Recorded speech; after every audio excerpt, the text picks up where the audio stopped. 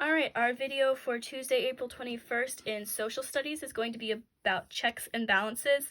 Now, there's nothing here to actually do. I'm just going to read it to you, and if you read along, that'll be great. It'll just get you introduced to the idea.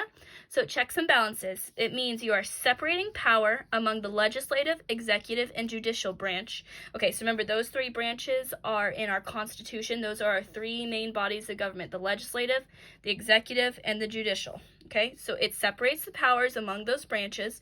It helps prevent any one branch from abusing its power. A system of checks and balances gives each of the three branches of government ways to limit the powers of the other branches. The separation of power and the checks and balances protects against an abuse of power by any one branch of government. So the reason why they were afraid of one branch having too much power is because we had just fought the Revolutionary War where one king ruled over everybody, and we didn't want anything like a king. We wanted everybody to have equal amount of power. So whenever they started out the government, they didn't want it to have too much power. So that's why these branches have powers over one another.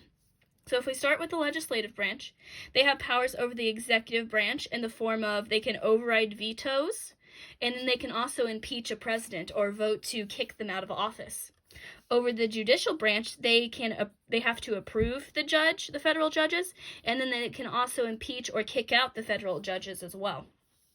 The executive branch has powers over the legislative branch by vetoing Congress, and it can call Congress into special session. So the president can say, "Hey, you guys need to meet and talk about this." They have power over the judicial branch by appointing the judges. And then lastly, the judicial branch has powers over the legislative branch by declaring laws unconstitutional. And then they can also say the executive branch declares executive acts unconstitutional.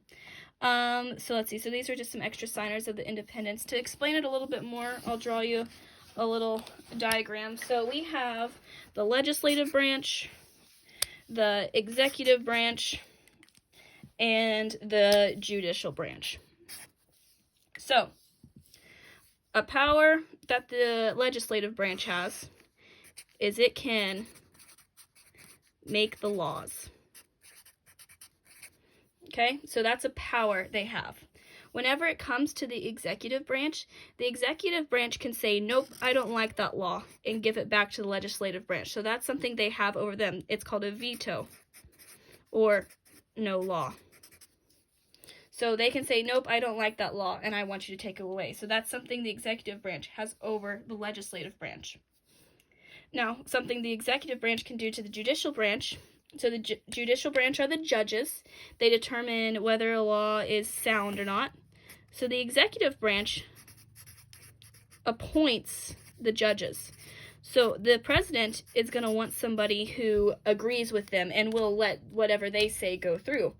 So that's power. But the power that the judicial branch has is that it can say no to laws.